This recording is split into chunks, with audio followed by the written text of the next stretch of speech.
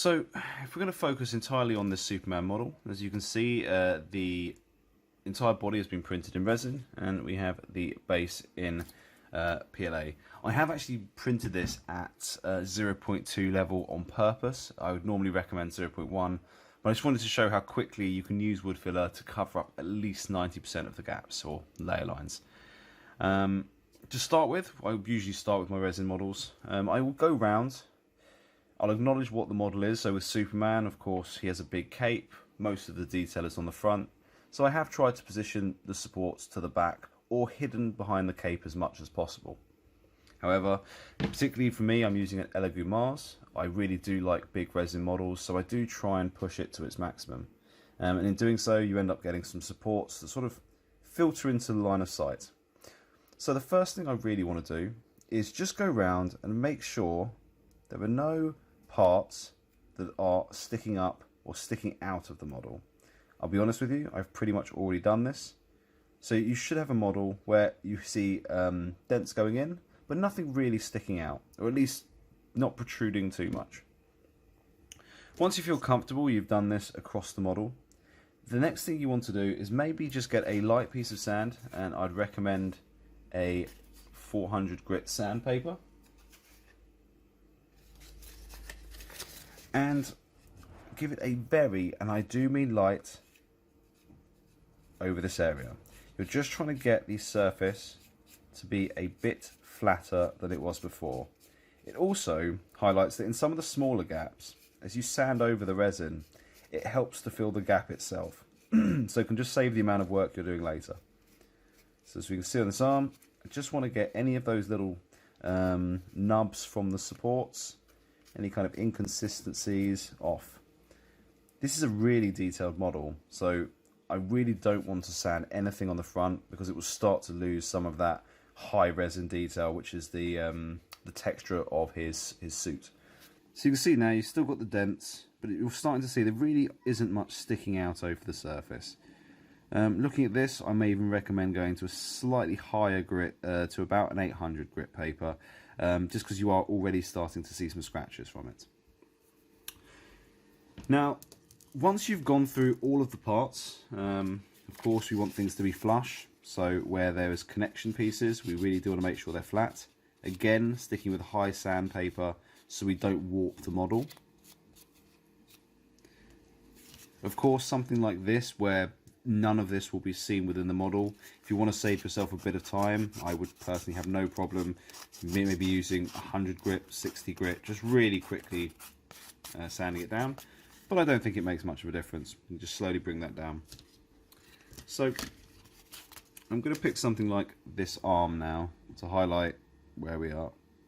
You can see we have a bunch of dents we really ideally want to start filling in. So what I use is cheap old wood filler. You can get it from pretty much any supplier out there. And I have my range of usually 2 to 3 very cheap brushes. So I've got the third one. You can see in a range of sizes. And of course, it's just to save you time. I could do it all with the smaller brush, but it would just take a lot longer. So obviously, starting with such a small model, I am going to start with my smaller brush. And what I do is I'll dip it in my water. So actually, in fact, let me bring this here so we can see what I'm doing. I've dipped my brush in the water. And essentially, I'm just putting it into the wood filler. So now the water and the wood filler are mixing. You can see what I'm ending up with is a slightly pastier wood filler than I normally had. And the reason I like this is normally wood filler can be quite difficult to maneuver, to kind of fill into spaces. Whereas here, now that it's wet, I can quite easily just drop little dabs into these areas. Sorry, make sure you can see properly. Just find these little spots, just drop little dabs in. I appreciate this is a time-consuming task, but I've printed enough models, and maybe it's a slight OCD, but once I print a model, if I can then see layer lines, it definitely ruins the model for me. It ruins my enjoyment of seeing it on a shelf. So here you can see now, I've just gone round that model and tapped it with the slightly wet paintbrush. What I would also like to highlight, the reason that I showed you the difference in size of brushes, is by choosing a slightly bigger brush, doesn't really matter when you're talking about the back of a cape like this, I can just paste it all over. It's, as I said, it's not seen, it is probably mostly my OCD, but I do like to know that I'm covering up most of them. And again, you start to notice things like this, but you can just very quickly cover those. When you then start sanding again, it will really help ensure that it stays smooth. Okay. And then finally, I will go up to the even bigger brush for the PLA, so the base. And as you can see, this is 0.2. I've printed it straight up, so I've really tried to highlight, what you start with. I mean, I've got very, very visible lines just on the base. So I would have two approaches here. The first would be a very, very thick consistency. So I've literally just dipped it into the wood filler with a bit of water.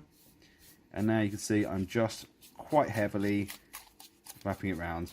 The reason for this is it's such an easy surface to sand. I don't care if I create any lumps because it's going to be very, very easy to sand off. I will, and I'll just show you now, use a bit of cart spray putty. Very good at covering up lines. I find this is quite expensive, whereas the wood filler for £3–4 a pot can last months. So I find if I fill in the wood filler first, as we are here,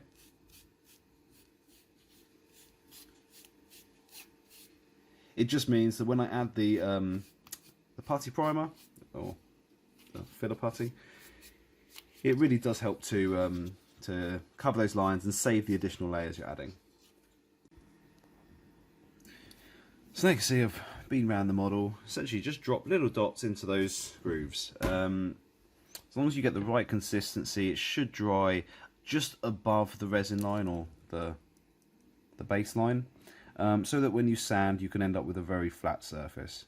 So that's really the aim. You can see we've already done a little bit of sanding just to smooth off any of the protruding support scars, but now we'll go back to our 400, and again this is where we need to be very, very careful, just rubbing it off lightly.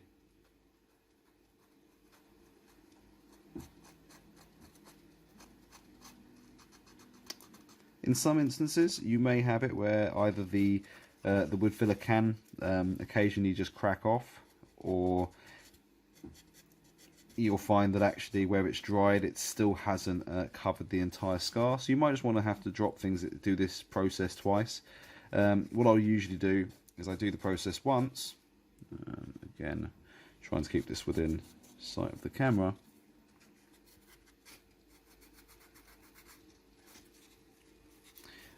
yes, I'll do this process once. I will then add the paint, because I find that paint really helps to show inconsistencies in a model and assess the imperfections of the print. So I find that by adding that first layer of paint, it really helps me identify what I need to just cover, so that I don't add 3 or 4 layers of paint and then I'm forced to go back and really rectify or correct the whole model. So hopefully now you can see it still looks like the dots, but it's actually very smooth. Once you start to paint over those, that will not be visible. Okay, so I'm just going to go around and sand the rest of it, and then we can see how the first layer of paint will look. Okay, so we've now sanded each of the pieces down. So we've got the wood filler in and just given it a light sanding underneath, so we've hopefully got it as flat as possible. I can still notice some scars and dents, but that will come a bit later. I've also just added another very thin layer of the wood filler, watered down quite heavily over the base. Now we've finished, well, I say finished, we've applied the wood filler to some of those really obvious support marks. I think the next thing I want to do is I like to put the model together. Some people like to separate it by colours. To be honest, I try to get the model together as much as feasibly possible, where I think I can still get my paintbrush to and I can still manage the paint. So now we've glued the full model together, the rest of the body I have decided to put together, just so that we can already start to see some connection lines or the lines between the two pieces. And what I'd like to do is start to fill those in and sand those to a smooth point. So once again, I'm going back to my wood filler. Same thing we were using before. I'm going to once again, we're going to use my medium brush this time, and I'm going to start off with, I'm going to make it very, very watery. Hopefully you can see that there. No, that's a very, very watery consistence. Normally I'd want it about double that, but to start with, because you can see there are, in this case, some quite large lines, I will say that I printed this at 65% and didn't have this issue. I think this is some slight warping from my side, so not the model itself.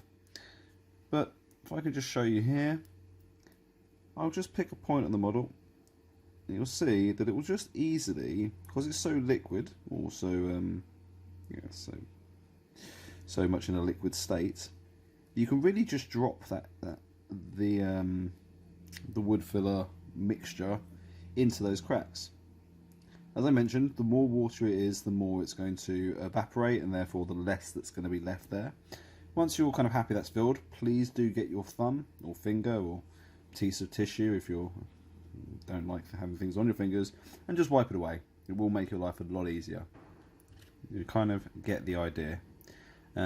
Once again, I do find it's useful to have two. I find that by rubbing it with your thumb, you usually rub it just below the resin line. So once that's dry, try and get something just above, so when you sand, it ensures that you're coming to a smooth point, or a smooth surface.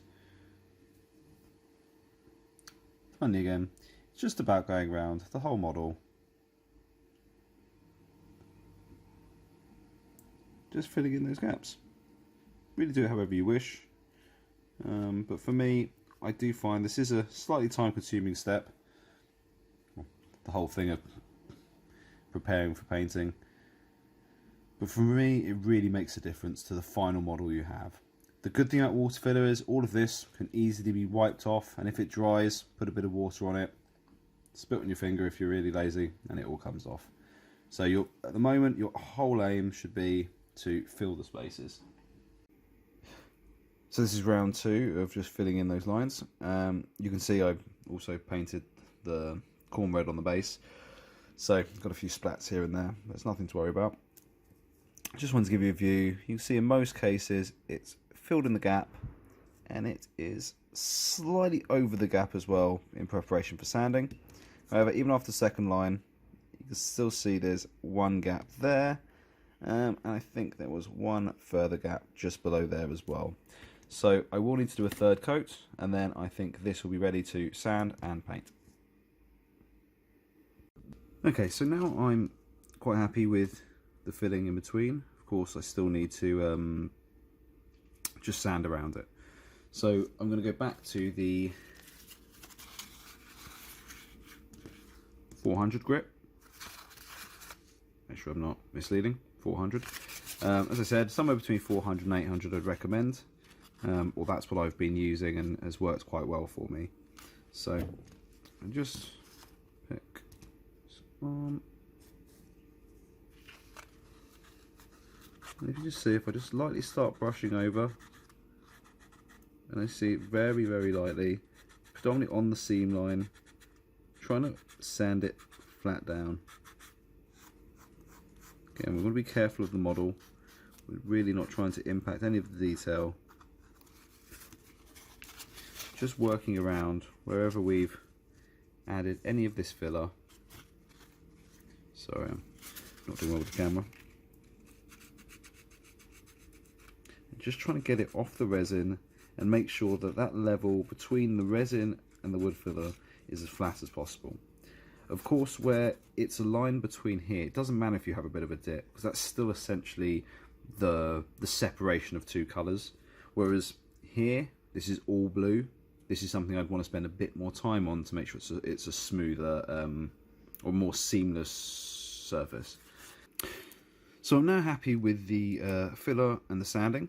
I still worry about this particular shoulder. I think that line still might show, so I might need to do another layer. But overall, quite happy. I put the effort in on the front, less so on the back. The next thing I just want to do before I put the primer down, and I've got luckily have a blue primer, is I'm just getting a brush quite heavily steeped with water. See that? And I'm just trying to brush it over the model, not on the layer lines, just to remove any of that dust. Like I say, the dust created from the wood filler.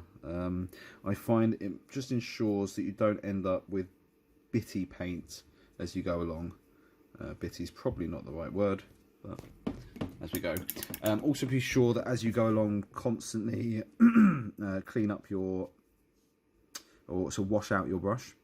So just nice and easy, just making sure there's no excess bits sticking around the place. I'm now going to go and prime it. I'm going to have to go do that on my terrace, so I'll be back in a moment. Okay, so now we have the prime model. You can see most of it's pretty smooth now. Got kind of the lines filled, but still see some lines there. You can also go round onto something like the leg. Still see some of those dents just showing up a lot more now we've added some colour. So this is, at this point, I would just go around again, just start to make sure I've got those areas smooth before I really start to put down the final coat, like to prepare for paint. So again, see on the arm, it's quite hard sometimes to see all the imperfections when it's just one coat of it, like when it's just the resin. So I do find that by adding colour, it really does help to kind of work out where some of those imperfections are. So I'm just now going to go back over this model one more time, give it a few more sands, and then add another coat of blue. So just for the sake of transparency, I've now just added a little bit more filler into some of the areas where I felt there was still a bit of a dip, and then I've just given it a final sand all round, so I feel like all the visible areas really are as smooth as possible. So now I'm going to add the final base blue, just to really seal everything in and just help smooth everything out. I might find one or two inconsistencies, but overall I'm pretty happy for this to be painted. Okay, so I'm now at a point where I think I'm ready to paint. Just wanted to give a quick view of how it looks after the additional level of wood filler. So again, a thick brush, watered down just thinly, and then just slapped all over.